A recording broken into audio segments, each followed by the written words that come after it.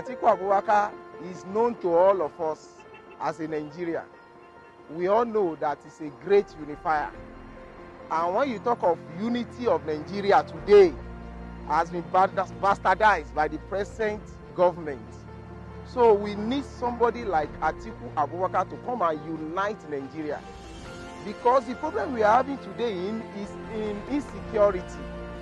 Has to do with disunity. For us to solve insecurity problem, we need to unite as a people. Are you getting my point? And Atiku Abubakar is the only candidate out of all the candidates that we have presently that can unify Nigeria, because he has demonstrated it. He is somebody that married a Yoruba woman. I'm a Yoruba man. He married a Yoruba woman from Osun State. They have been in marriage for 40 years and the marriage is still standing. So what are we saying? Atiku is a nationalist. He has a nationalistic attribute. So Atiku stand a better chance. I don't have any doubt.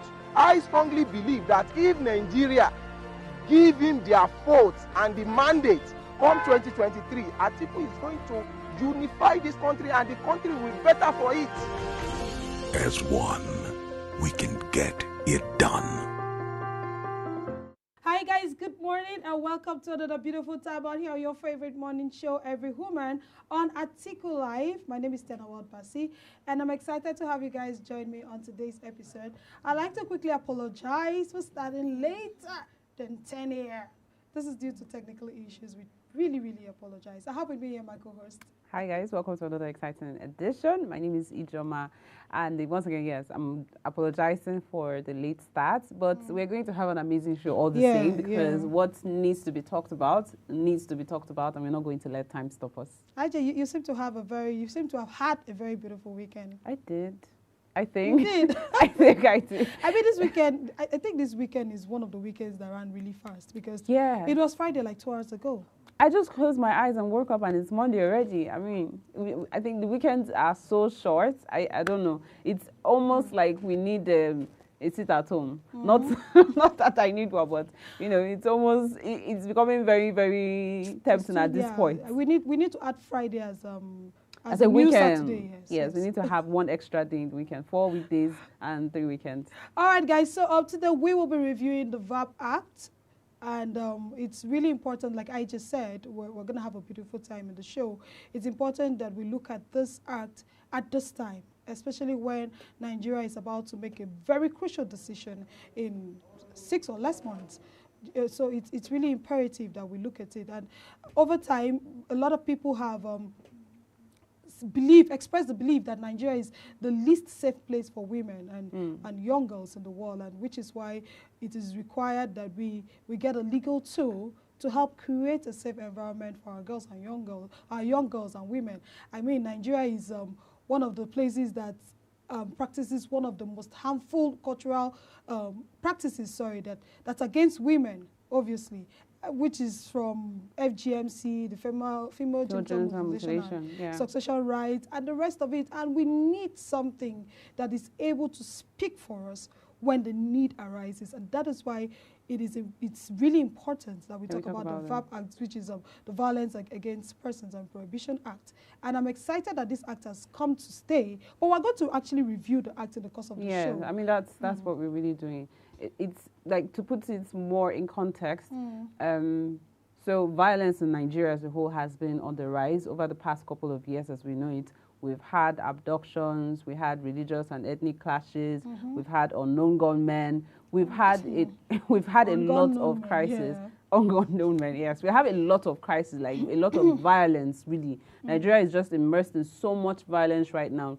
And then I think between January and March, 1,484 people have been abducted. And you're looking at between 2017 and 2020, herdsmen have attacked 654. There's been 654 attacks with over 2,500 people losing their lives. And then you now want to bring this back to women. I mean, every day we come out and we say women make up 49.3% of the population. And Nigeria is a country with over 200 million people. So 49.3% of the population is, about 98 million. So we as women, we make up about we are about 98 million of us in Nigeria.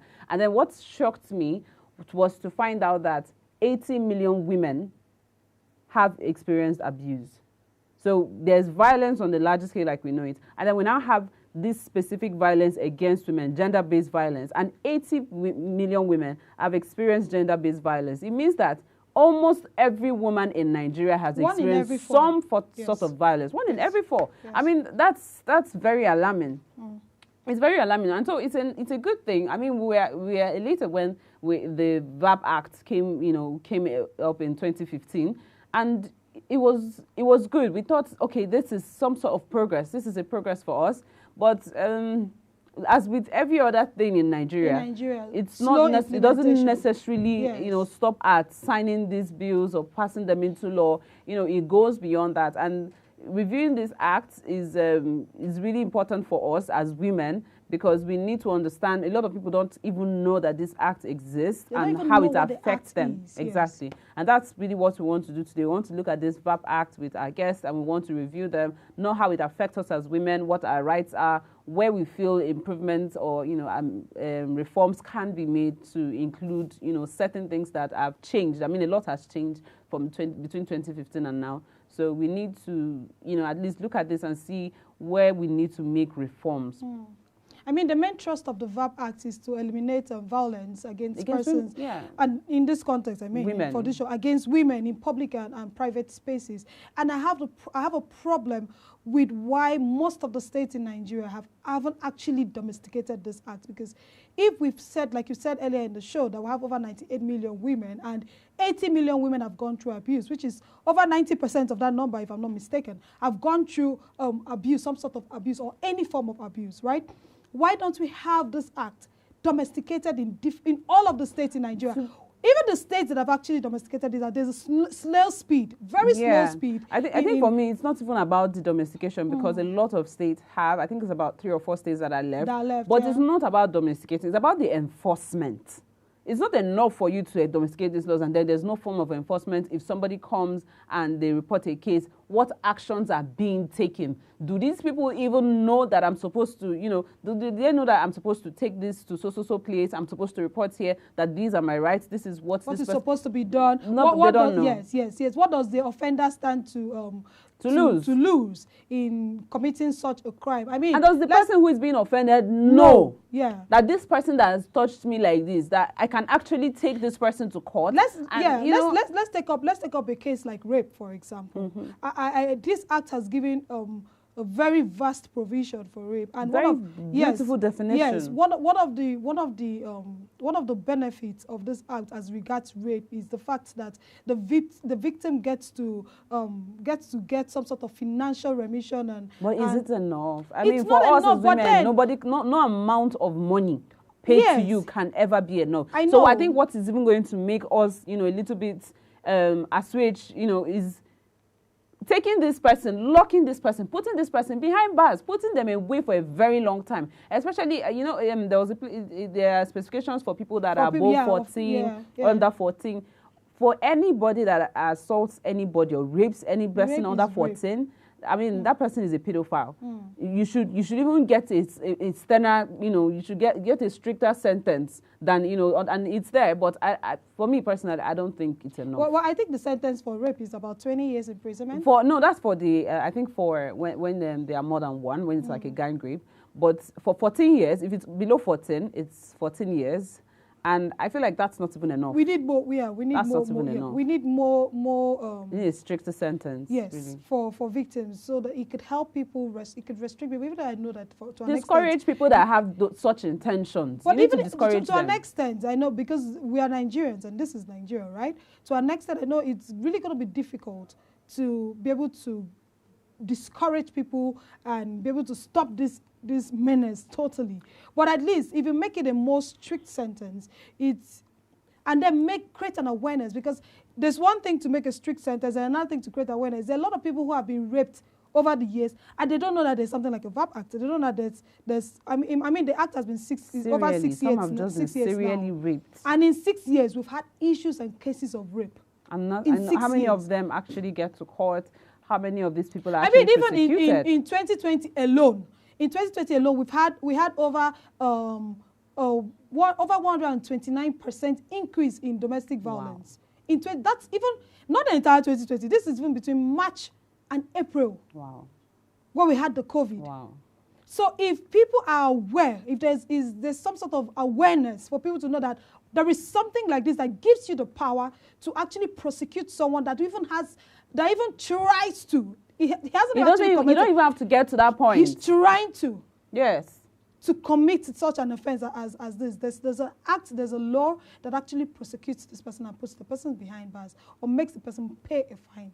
I agree. I mean, this is what it is. But then let's not do all the talking. Yes. We're actually going to go on a break. We have a guest who is with us on today's episode, and she's going to do justice to this topic. So don't go nowhere. Stay with us.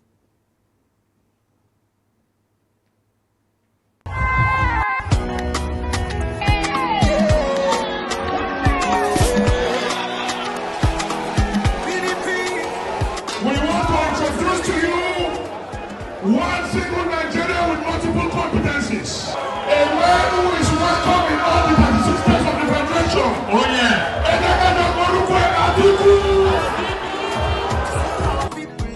Your Excellency, this is Lagos. Welcome home. Your Excellency, we have spoken to ourselves. And we decided to say, you know what? We care less whatever is happening anywhere. What is paramount to us is to deliver Nigeria at the same time Lagos is for the people of Africa. We appreciate you. We believe in you. We cherish you. From this date, there will be an offset in 2023. PDP! I have come to see for myself that PDP is on ground in Lagos. In all my political career, I have never seen Lagos so mobilized.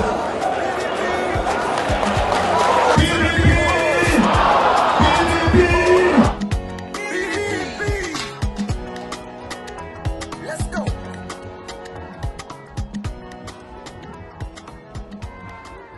As one, we can get it done.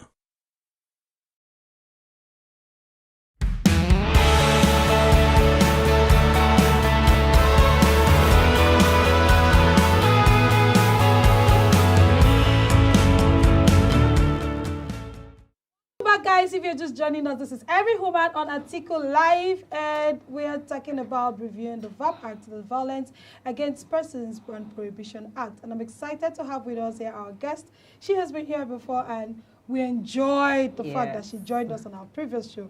And we're excited to have you here again, Dr. Charity. Thank you for joining us. Thank you very much for having me. So today we're talking about the Vapp Act, and you made mention of it the last time you were here in the course of a conversation, and we found it really worthy to talk about it because, I mean, a lot of people, especially women, don't know that we have a law or an act that actually protects us, an act that is encompassing of all the violences. I mean, the main thrust of the Vapp Act is to make sure that it prevents violence and eliminates violence totally against women in public and private spaces. So a lot of people don't know that there's a law like this. But what I want to ask you this morning is, what is the achievement of this act so far? What has been? I think we should even look at for people that haven't joined us, that weren't here the last time to see us and all. What is the Vapp Act in itself? Yes, what is it, and how does it affect women? Good morning once again.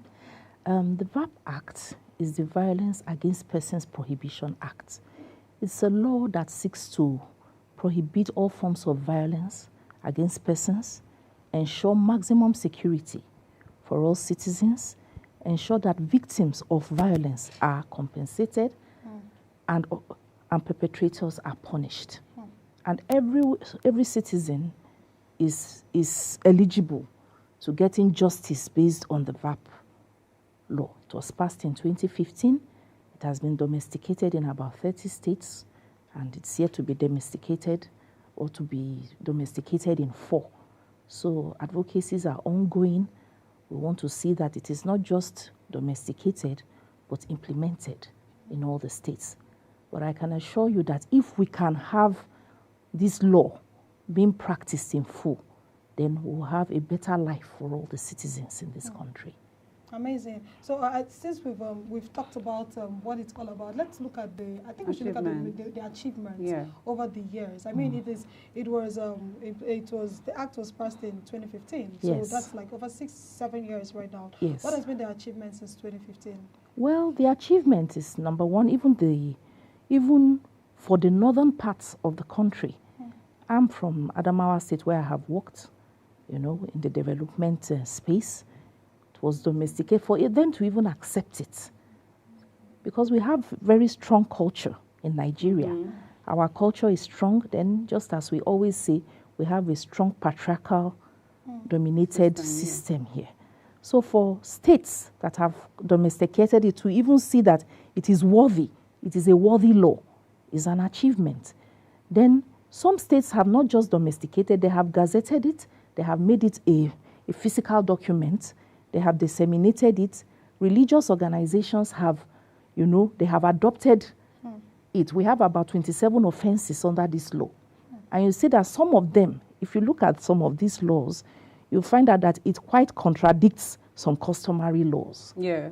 Especially where you have issues of spousal battery, inheritance laws, harmful traditional practices like the female genital mutilation, a law to inherit for a woman, and things like that. You find out that in the normal traditional setting, it is not supposed to be so. What we grew up with was not that. What traditionally, obtains is that a woman should be subject to her husband, and even in the society, she should be seen and not heard and things like that. But the Vapp now gives a woman a platform to be able to express herself, to be able to own her life, to be able to say no, to be able to make informed decisions, or to say, this is what I want and I want to pursue it, and no one is stopping her. So for some states, for 28 to 30 states that have done this, I think it is an achievement. A lot of states are having sexual registers where offenders are named and shamed. This is what NAPTIP is doing.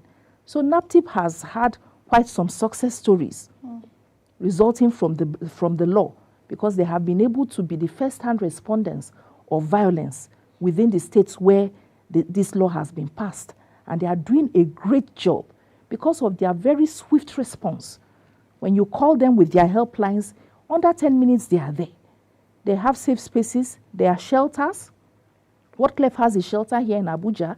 Some other states have shelters where the victims, or let me call them survivors, are moved out of the spaces where they were abused, and they are taken to where they can actually be, they can actually heal and start a new life. So these are some of, amidst a lot of challenges, I think we have some pockets of success which I think are worth celebrating.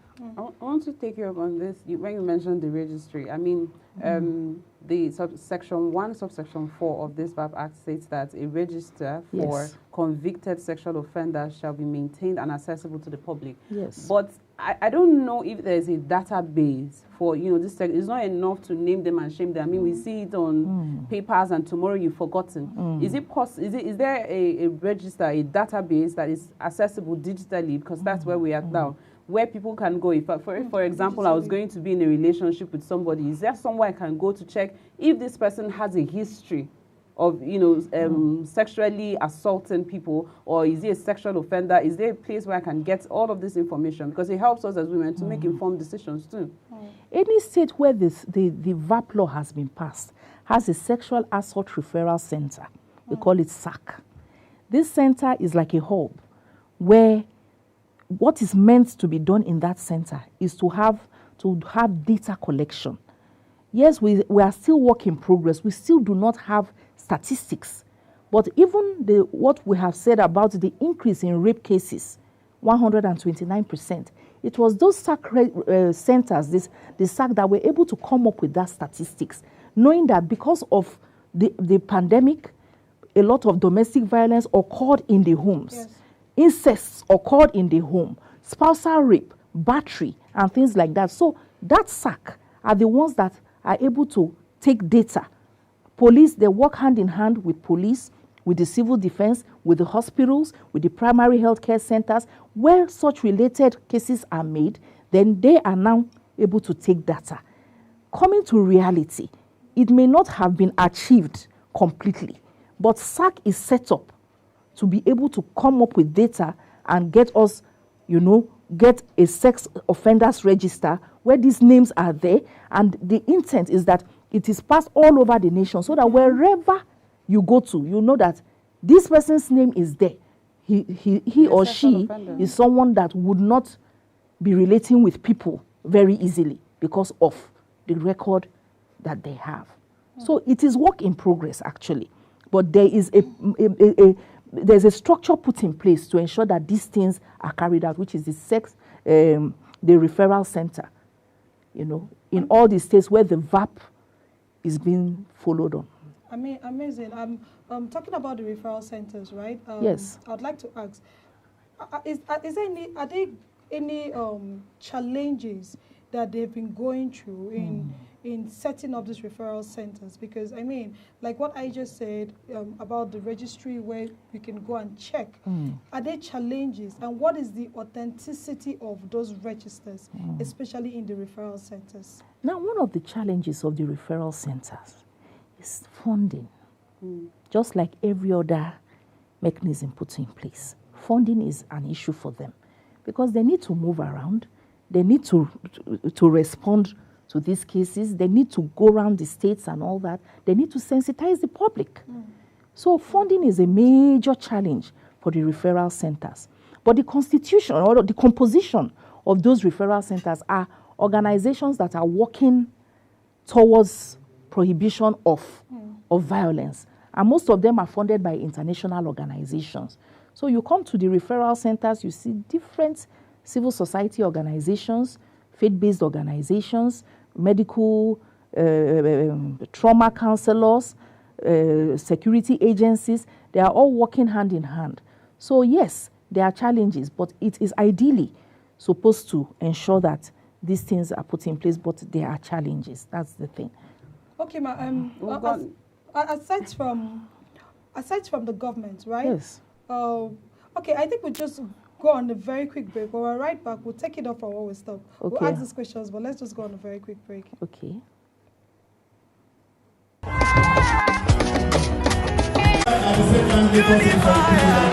Doable, it is achievable, we can do it, we have the capacity to do it, we have done it before. So it is time for us to return back to power. I thank you.